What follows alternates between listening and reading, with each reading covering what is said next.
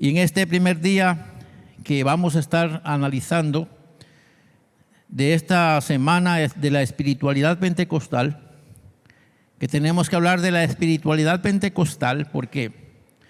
Porque tenemos que ver que nuestra práctica en sí tiene que partir del Espíritu de Dios, enmarcada en sí en la persona de Jesucristo, para que todas las acciones que nosotros tengamos dentro del plano pentecostal puedan coincidir con nuestras declaraciones y al fin podamos entender que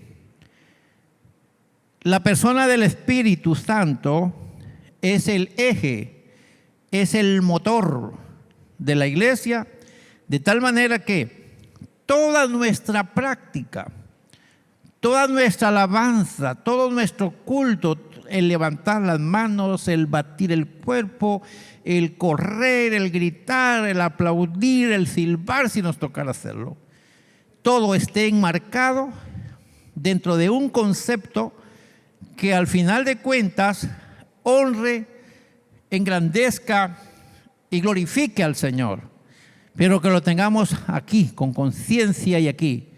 Sabemos qué es lo que está pasando, por qué lo estamos haciendo, pero lo estamos sintiendo desde aquí.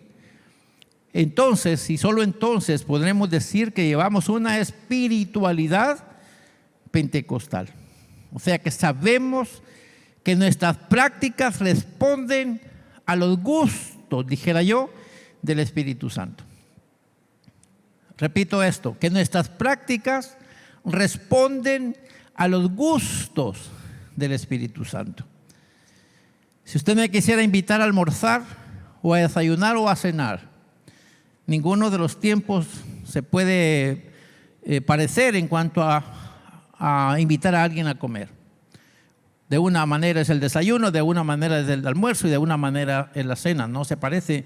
Y usted dirá, voy a invitarlo a un almuerzo, a una cena o a un desayuno, y luego dice, mejor lo invito a una cena, y ya estamos pensando que el simple hecho de decir cena ya tiene un significado mucho más elevado que un simple almuerzo. Y entonces comenzamos a buscar los gustos de la persona para que el almuerzo sea aceptado por la persona a la que nosotros queremos hacer sentir bien con nuestro almuerzo o con nuestra cena. Sí, me doy a entender. Entonces, cuando hablamos de nuestros actos, de nuestros gestos, de nuestros gritos, de nuestros aplausos y de todo lo que hacemos, diga conmigo, deberían ser al gusto del Espíritu. Deberían ser al gusto de Él y no al gusto de nosotros. Porque al ser al gusto de Él, vamos nosotros a ministrarlo a Él y Él nos va a ministrar a nosotros. Y cuando primero lo ministramos a Él, Él se desborda en bendición, y le aseguro, los que están alrededor de nosotros son afectados para bien. Porque donde quiera que Él se manifiesta, siempre pasan cosas que afectan para bien a los que están alrededor. Vamos a tratar de entender esto. Y estaba pensando en un breve análisis del cómo tuvo lugar el capítulo 2 de los Hechos y cómo la iglesia cristiana pentecostal tuvo su origen. Y aquí tenemos nosotros que puntualizar que nuestra espiritualidad pentecostal estriba en que en nuestras convicciones declaramos que Cristo salva, Cristo santifica, Cristo bautiza, Cristo sana y Cristo viene otra vez. Esas son nuestras convicciones. Cristo salva, santifica, bautiza, sana y viene otra vez. Quiere decir que si estamos viviendo una espiritualidad cristiana, tenemos que pensar una espiritualidad pentecostal.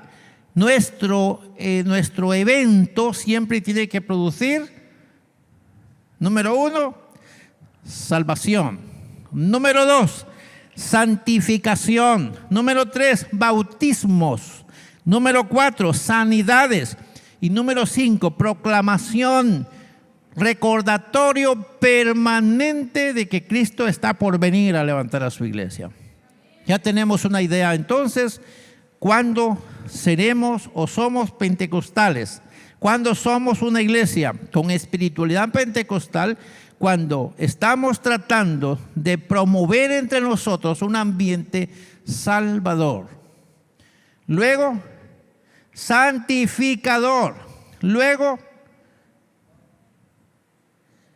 sanador, bautizador y que Cristo viene. La pregunta es, ¿podemos nosotros generar un ambiente bautizador? ¿Qué cree usted? Vamos a ver cuántos están de acuerdo conmigo que podemos generar un ambiente bautizador. ¿De qué forma? Cuando empezamos a adorar al Señor y hacerle sentir bienvenido en nuestro lugar, hay gente que puede ser alcanzada por una ola del Espíritu Santo. No podemos bautizar nosotros, pero podemos promover un ambiente en el cual el Señor bautice a algunos. Y es eso lo que queremos que pase esta semana. Algunos de ustedes están pidiendo el bautismo, que cada vez que pueden decírmelo, me lo dicen: necesito ser bautizado con el Espíritu Santo. Y espero que esta semana haya un ambiente que nosotros preparemos. Por eso quiero que cada quien al venir a esta casa venga pensando en que necesitamos ministrar al Señor. Esa palabra casi no la acostumbramos. Se la voy a decir un poquito más sencilla. Necesitamos hacer sentir bien al Señor con las palabras que salen de nuestra boca. Necesitamos hacer sentir bien al Señor con los gestos que vamos a tener en nuestro comportamiento mientras adoramos.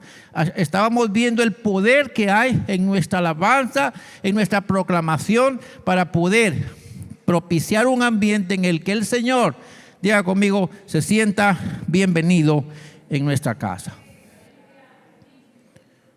¿Podemos hacerlo o no podemos?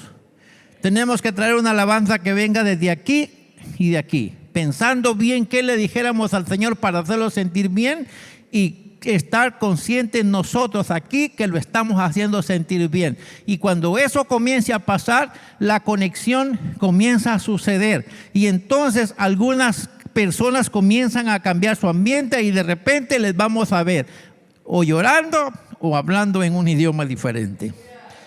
Amén. Y si empieza a pasar eso, entonces vamos bien. Entonces estamos viviendo la espiritualidad pentecostal. Algo tiene que pasar de estos 5 elementos. La iglesia existe por obra de un Dios expresando su acción en forma trinitaria. La iglesia existe por un Dios expresando su obra trinitaria. Esto puede verse implantando su incursión en el caso de la iglesia en el mundo en un acto redentor y por la intervención directa del Espíritu Santo como el vivificador. Por ende, si la iglesia es pentecostal, debe estar siempre viva, así como está un cuerpo que tiene espíritu. Si la iglesia no está viva en su actuar, en su hacer, en su declaración pentecostal, entonces tiene problemas. Tiene que ir a un laboratorio para hacerse una evaluación de qué está pasando con ese cuerpo. Ojalá podamos inyectarle oxígeno. Y lo bueno es que el oxígeno está a la disposición de nosotros. El Espíritu Santo está con nosotros. ¿Qué sucede o qué antecede al suceso registrado en el capítulo 2 de los Hechos de los Apóstoles? Veamos algunos antecedentes. Por ejemplo, tenemos la corporificación. Y me llama la atención que veamos esto, la corporificación. Dios hecho hombre, pero quiero que puntualice conmigo. Jesús mismo, diga conmigo, Jesús mismo es obra del Espíritu Santo. ¿Alguien me contradice eso? Jesús mismo es obra del Espíritu Santo. ¿Alguien me quiere contradecir eso? Cuando leemos el capítulo 1 de Lucas, dice que el Espíritu Santo iba a ser sombra para la conformación de un feto en el vientre de una mujer llamada María. Entonces María queda embarazada, pero ella no tuvo un ayuntamiento con un varón para estar embarazada. Ella quedó embarazada misteriosamente. Dios quiso hacer una obra con su Espíritu Santo y aparece en escena una persona llamada Jesús. ¿Por obra de quién? Del Espíritu Santo. Entonces, ¿dónde nace la iglesia? ¿Cuál es el antecedente del nacimiento de la iglesia? ¿Me pueden ayudar? ¿Cuál es el antecedente del nacimiento de la iglesia? Ese momento cuando el ángel llega a María y le dice: tú vas a quedar embarazada y vas a tener un niño, y este va a ser por obra del Espíritu Santo, porque Él va a ser el Salvador de su pueblo y va a perdonar a muchos de sus pecados. Cuando vemos a Jesús haciendo su trabajo, nos vamos a dar cuenta, de acuerdo a la palabra del Señor, encontramos varias veces que ese Jesús creció, se engrandeció y luego fue lleno del Espíritu Santo. El Espíritu Santo vino sobre él y él lo gritó a voz en cuello y dice: el Espíritu del Señor está sobre mí. Y él dice: me ha ungido y me ha enviado. Ustedes ya saben todo lo que se refiere. Entonces el Espíritu Santo llega al estómago de María y conforma un niño que más tarde es el Salvador, que ese Salvador tuvo que ser lleno del Espíritu Santo para hacer su ministerio. Y cuando él está a punto de irse de esta tierra, entonces lo que hace es generar un ambiente en el que tendría que depender la iglesia ¿de quién? Del Espíritu Santo. Espero que estemos comprendiendo ese asunto. Así que vemos el siguiente asunto. Vemos en cuanto a la corporificación, lo que estamos diciendo es que el Dios invisible se hace visible. El Espíritu Santo ocupa un trabajo y incuba un niño en el vientre de una mujer que se convertiría en el Verbo encarnado, o el Dios hecho hombre. Quisiera preguntarles, si Jesús era Dios, obra del Espíritu Santo, pregunto, ¿necesitaba ser bautizado con el Espíritu Santo o no?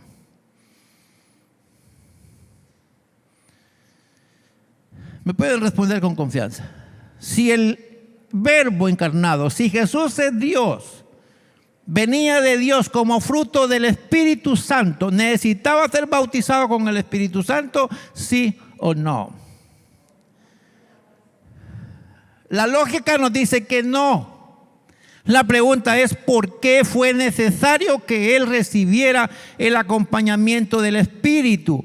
Porque la obra de la iglesia es una obra mancomunada en la Trinidad. La obra de la iglesia no es de un solo hombre, como podamos mencionar. Dios el Padre es el que dio este banderazo de salida, ocupó a su Espíritu para que se forme el muchachito, y este muchachito necesita crecer y ser modelo, que no podemos prescindir del Espíritu. Él vino para eso, para enseñarnos. Por eso se llama corporificación. Él viene y enseña el modelo que la iglesia debe seguir. Si él nace del Espíritu Santo, es santo. No necesitaba el Espíritu Santo. Pero como él está incubando también una congregación, una iglesia en el mundo, necesita que la iglesia aprenda cómo es el sendero para pertenecer a este grupo que es espiritual. La iglesia es espiritual. Por eso la iglesia es proclamadora del reino. Y aquí viene el siguiente detalle. Me llamó la atención muy poderoso el encontrar que Jesús nació en medio de una fiesta judía, murió, fue sepultado y resucitado en medio de 3 fiestas judías, y envió el Espíritu Santo también relacionado con una fiesta judía. Esto es bien importante. Jesús se ocupó en el orden que él viene para todos sus eventos, está entrelazado con unas fiestas judías. No me voy a detener con eso porque no es el tiempo. Aquí vamos a puntualizar entonces, porque el Pentecostés apareció, pero el Pentecostés no fue coincidencia, no, fue un programa a desarrollarse. Aquí venimos con la conformación de la comunidad de discípulos. Jesús llamó a un grupo de personas y a este grupo de personas les dio una visión, pero también les dio autoridad que solo se puede tener si se tiene al Espíritu Santo. Y en la autoridad que los discípulos reciben, la iglesia sostiene que hay un poder sanador y hay un poder liberador. Pregunto, ¿la iglesia tiene un poder sanador? ¿Sanan los enfermos cuando la iglesia ora? ¿Por qué? Porque el Espíritu que da vida está con la iglesia y genera vida. Entonces, mis hermanos, cuando puntualizamos esos detallitos dentro del campo pentecostal, tenemos que ver que desde el nacimiento de Jesús hasta donde va la conformación de los discípulos, los está colocando en una posición en la que van a generar un cambio, que van hasta transformar cosas que no son posibles naturalmente haciendo. No se puede, naturalmente no se puede. Ellos iban a llevar autoridad para liberar, para sanar, para resucitar muertos. ¿Se puede resucitar muertos? Sí se puede. ¿Quiénes pueden resucitar muertos? Vamos a ver, ¿quiénes pueden resucitar muertos? Pueden resucitar muertos todos aquellos que son poseedores, depositarios ¿de quién?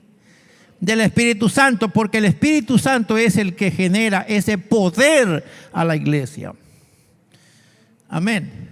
Así que tenemos que pedirle al Señor que nos dé ese poder, porque queremos ser una iglesia que sirva de mucho para su comunidad.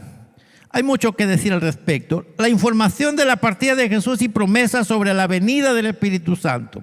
En virtud que Jesús había cumplido su tiempo para estar aquí en la tierra, Él pidió a sus discípulos que fueran llenos del Espíritu Santo y les dijo: no vayan a hacer el trabajo, sino hasta que sean investidos del poder de lo alto. ¿Sabe usted eso? Les dijo: ustedes están preparados. 3 años y medio dándoles clase. Ya sabían todos los detalles del reino, pero no tenían todavía el dinamis, o sea, el poder que iba a operar en ellos para que fueran la fuerza que ellos necesitaban ser para luego hacer lo que ellos tendrían que hacer, pero no hacerlo por sus propias fuerzas, sino hacerlo por el poder que da el Espíritu Santo. Y usted puede leer un antes y un después de los discípulos. ¿Alguien ha leído eso? El antes y el después de los discípulos. Un Pedro antes del bautismo con el Espíritu Santo. ¿Alguien lo puede describir? ¿Alguien puede describir a un Pedro antes del bautismo con el Espíritu Santo? Era un hombre de pocas pulgas, dijeran en mi tierra. Mecha corta, dijeran por aquí. O sea, Pedro era un hombre peligroso. Pero una vez lleno del Espíritu Santo, la vida de Pedro cambió radicalmente. Y se nota un antes y un después. Diga conmigo, si somos pentecostales, debemos tener un antes y un después. No puede ser que tengamos siempre los mismos y digamos: no, es que yo así soy y así me tienen que topar, porque al fin de cuentas, si no se quieren meter conmigo y si no me quieren como soy, o que se vayan o que cierren los ojos. Esto no es para los pentecostales. Para los pentecostales es que si vengo acá con caprichos, los caprichos se quedan en el altar, porque aquí el Señor me sana de mis caprichos. Aquí el Señor me salva de mis caprichos. Aquí el Señor me liberta de los caprichos y me hace una nueva criatura que de ser terco se convierte en obediente. Amén, hermanos. Y qué lindo es obedecer al Espíritu Santo. Quien les habla no pudiera hacerlo si no fuera por el Espíritu Santo. Una de las cosas que yo conozco de mí es que soy tímido, cual no tienen idea. Sigo siendo así en mi naturaleza. Pero el Señor me hace a veces decir lo que no tengo que decir o lo que no quisiera decir y hacer lo que no quisiera hacer. Y hablar más de la cuenta algunas veces. ¿Por qué? Porque Él transforma, Él marca un antes y un después. Y aquí hay gente que sabe lo que estoy diciendo. Aquí hay gente que sabe que no son igual a como empezaron. Saben que algo fue cambiado aquí. ¿Cuántos pueden levantar su mano y confesar que desde que entraron aquí algo cambió en su vida? No son los mismos que antes eran. Amén, no son. Y si fuera lo mismo, usted todavía necesita un encuentro con el Pentecostés. Amén, hermanos. Quisiera decir bastantes cosas. La confirmación de la comunidad de discípulos. Fíjese que previo a ascender el Señor al cielo, les prometió que iban a recibir al Espíritu Santo, pero luego llegó el Espíritu Santo. Cuando usted lea Lucas, Lucas es el que habla más de esto. Lucas enfatiza y dice que habiendo resucitado, se les apareció a los discípulos y les abrió el entendimiento. Lucas 24, 40 y algo adelante. Les abrió el entendimiento para que comprendiesen las Escrituras y que entendieran lo que había pasado en él de acuerdo a las profecías. Pero luego les dice, ustedes necesitan ir a predicarle al mundo entero en razón del Cristo que ustedes conocen. Pero necesitan, antes de ir a toda la tierra, antes de ir al planeta completo, necesitan esperar un tiempo. La pregunta es, ¿cuántos días les dijo? ¿20 días? ¿10 días? ¿15 días? ¿Un mes? ¿3 meses? ¿5 meses? ¿1 año? ¿Cuánto les dijo? ¿Alguien sabe el texto? Les dice, esperen hasta, o no dice así, hasta que reciban. Amén, hasta que reciban. ¿Cuántos días son? ¿Qué hubiéramos hecho nosotros? ¿Cuándo hubiéramos esperado? ¿Cuánto tiempo? ¿Cuánto tiempo hubiéramos esperado? Los discípulos se fueron obedientemente y ellos esperaron. En este caso podemos entender que llegó el día del Pentecostés. ¿Sabía Jesús cuándo era? Pregunto, ¿sabía Jesús cuándo era el día del Pentecostés? ¿Lo sabía? Sí lo sabía, pero les dijo, váyanse a Jerusalén y esperen hasta. Él sabía que eso estaba cerca, pero los discípulos no lo sabían. Ustedes puede ser que estén esperando algo y que el Señor les diga se los voy a dar, pero esperen hasta. Y el Señor sabe que puede ser el miércoles, que puede ser el martes, que puede ser hoy, que puede ser el viernes o puede ser el sábado. Él lo sabe perfectamente bien. Pero usted tiene que insistir. Y ya vamos a ver qué hicieron ellos. Todo este antecedente encontramos previo al derramamiento del Espíritu Santo. Así que mis hermanos, cuando llegó el día de Pentecostés, la comunidad de discípulos que habían sido instruidos a los pies de Cristo y que habían seguido sus instrucciones al pie de la letra, fueron todos llenos, dice la Biblia. ¿Cuántos fueron llenos? Así dice el texto. Y fueron todos llenos del Espíritu Santo. Entonces, si la iglesia de nosotros es pentecostal, todos, diga conmigo todos, deberíamos ser llenos del Espíritu Santo, con demostraciones de poder. Diga otra vez conmigo, todos deberíamos ser llenos del poder del Espíritu Santo, con demostraciones de poder. Aquí debe orarse por los enfermos y sanarse. Debe orarse por los que están muertos y sanarse. Debe orarse por cualquier situación y solventarla. Porque la iglesia tiene poder para hacer cambios. Amén, mis hermanos. Tiene poder. ¿Qué es lo que vamos a hacer? Vamos a creerle al Señor que si nos disponemos, Él podrá hacer cosas grandes en nosotros. Quien les está hablando sabe lo que le está diciendo. Así que mis hermanos, aparece Hechos 2 y diga conmigo, y a partir de ahí se evidenció el poder de la iglesia. ¿A partir de qué se evidenció el poder de la iglesia? A partir de Hechos 2. Pero esto no fue allí, esto ya venía anticipado. ¿Cuándo comenzó? Vamos a ver, ¿cuándo comenzó el nacimiento de la iglesia? Tomando la pista de los antecedentes. ¿Cuándo nació la iglesia? Repítame, ¿cuándo nació la iglesia? Cuando fue concebido Jesús por obra del Espíritu Santo. Así que en Jesús da partida la iglesia. Él dijo, edificaré mi iglesia. Y se llevó 34 años para que sucediera lo del aposento alto. Amén, mis hermanos, 34 años pasaron. ¿Cuántos tenía cuando murió? 33 años. Eso quiere decir que 33 años antes el Espíritu Santo había venido sobre María en la persona que había de ser el plantador de la iglesia, y que 33 años y medio después el Espíritu Santo vino para dar a conocer lo que hoy es la iglesia. Hay mucho que decir, pero tenemos bastante tiempo para hacerlo.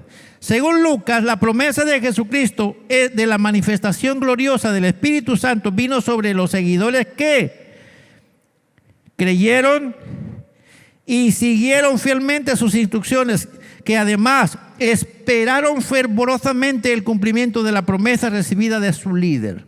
Entonces diríamos, ¿sobre quiénes va a venir el Espíritu Santo? Sobre los que creen, sobre los que siguen y sobre los que esperan fervorosamente la promesa. ¿Quiénes van a ser bautizados con el Espíritu Santo? Los que creen, los que siguen y los que esperan fervorosamente. Fervorosamente significa no perder de vista lo que quiero hasta que lo tenga. Eso es fervorosamente. Tengo fe que lo voy a recibir y no dejaré de buscarlo hasta que lo tenga. Eso significa creer que lo puedo recibir, seguir las instrucciones de mi Señor y esperar el momento que Él me va a bendecir. Eso sí, me voy a poner en una acción como cuando el vaso está boca arriba. Lo vamos a llenar, pero el vaso está boca arriba. Si el vaso está boca abajo, aunque pase la semana echándole líquido, no se llena. Necesitamos poner el vaso boca arriba. Eso significaría estar fervorosamente pidiendo. Así que siguiendo la historia de la iglesia a la luz del libro de los Hechos, notaremos que fue una iglesia que ejerció un ministerio salvador, sanador, santificador, bautizador y proclamador del reino del Señor. Vivió un ambiente respaldado por el Espíritu y con un crecimiento integral sin precedentes, que fue notable después del evento de Pentecostés. Y aquí tengo un poquito de problemas yo, porque somos pentecostales. Pero ya cuando llegamos aquí, siento un guacal de agua en la frente. Porque necesitamos estar creciendo continuamente. ¿Va a pasar eso? ¿Cuánto creen que va a pasar? Sí va a pasar. Tenemos que empezar a vivir un Pentecostés. Y estamos celebrando 92 años de existencia a nivel nacional. Así que, mis hermanos, para finalizar este discurso, la iglesia tuvo su origen desde el momento de la corporificación de Dios y no puede prescindir de la intervención del Espíritu Santo para el ejercicio de su trabajo pentecostal, lo cual están bien enmarcados en su misión, misión, su doctrina, su teología y su ética. Cuando usted lee la doctrina, la ética, la teología de la iglesia a la que pertenecemos, usted se va a dar cuenta que todo eso está enmarcado dentro de un pensamiento pentecostal. ¿Alguien conoce la doctrina de la iglesia? Los discipuladores por lo menos. Y todo está enmarcado dentro de un pensamiento pentecostal. O sea que nuestro ser y hacer debe ser pentecostal. Entonces necesitamos un reencuentro con la obra del Espíritu Santo. ¿Qué creen ustedes? ¿Lo necesitamos o no lo necesitamos? Por eso estamos en esta semana, iniciando una semana de la espiritualidad pentecostal, para ver que lo que nosotros decimos y hacemos tiene que coincidir con el gusto del Espíritu. El fundador de la iglesia vino por intervención del Espíritu Santo. Dijo a sus discípulos que no actuaran sin esa intervención. Y los que oyeron, creyeron y obedecieron fueron intervenidos por el Espíritu Santo. No todos, porque había más de 500 discípulos. La iglesia solo puede realizarse dentro del poder pentecostal o el espíritu pentecostal en la medida que depende del Espíritu Santo. Así podrá seguir anunciando que Cristo salva, que Cristo sana, que Cristo santifica, que Cristo bautiza, que Cristo viene otra vez. La iglesia tiene que estar predicando eso. Yo creo que es el tiempo de que empecemos a predicar esas 5 cosas. Cristo salva, Cristo santifica, Cristo bautiza, Cristo sana y Cristo salva. Ese mensaje tiene que estar en nosotros, pero no solo en nuestra boca, sino también en nuestras manos. En nuestras manos debe haber sanación. Dice la Biblia, y sobre los enfermos pondrán sus manos y ellos se morirán. Se sanarán.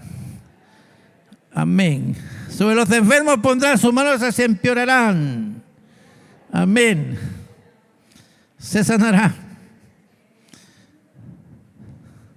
Tenemos que propiciar un ambiente de esos. ¿Podemos lograrlo? Sí podemos. Amén. Así que, mis hermanos, si venimos de una línea pentecostal, tendremos que seguir esa línea para nuestra realización como iglesia en este presente siglo. Sabe que nosotros mismos necesitamos de nosotros mismos. Quiero terminar pensando, me encantaría que los cultos de la iglesia todos sean como fue la noche de la vigilia, y que en todos los cultos se sienta lo que se sintió anoche. Yo quiero que esta vez no nos vayamos sin darle al Señor una alabanza intencional. Amén. Que le demos al corazón de Jesús y al Espíritu Santo una melodía que le agrade. ¿Cree que lo podemos hacer? ¿Cuánto creen que le podemos cantar al oído al Espíritu Santo y hacerlo sentir bien? Amén. Aprendimos que hay poder en nuestra alabanza y vamos a proclamar esta noche que Él es lo mejorcito que podemos tener. Que el ser cristiano es lo mejor que nos ha pasado. Amén. ¿Cuántos confiesan conmigo que el ser cristiano es lo mejor que nos ha pasado? Amén. Y puede rendirle un aplauso al Señor por eso. Amén. Es lo mejor que me ha pasado. Amén. Que yo sea salvo, que yo sea santo y que yo sea sano. Mis hermanos, yo no se los puedo gritar a ustedes. Nosotros podemos darle testimonio. Vivimos por la pura gracia de Dios. Somos salvos, estamos apartados para el Señor y tenemos salud. Yo les puedo decir con confianza, Dios me ha sanado muchas enfermedades sin tener necesidad de ir a un médico. Hay hospitales a mi alrededor, hay médicos por todos lados, hay enfermeros en las iglesias. Un enfermero de la iglesia no se ha dado el gusto hasta hoy, no sé si de aquí en adelante, espero en Dios que no, pero un enfermero de la iglesia no se ha dado el gusto de ponerme una inyección, ni de colocarme un suero, por lo menos no ha tenido el gusto, porque el Señor ha sido mi sanador. Y si les estoy hablando de que Él es mi sanador, sé por qué se los estoy diciendo. No es que me quiera jactar, no es que yo tenga cuello con Él, porque Él y yo somos amigos y usted también es amigo de Él. Y si somos amigos de Él, los amigos le echan la mano a sus amigos. Amén, mis hermanos. Si yo soy amigo de usted y quiero un favor, usted corre a hacérmelo. El Espíritu Santo, Dios, Jesús, todo lo que podamos mencionar, es nuestro amigo. Y esta noche nos quiere ministrar, nos quiere hacer sentir bien.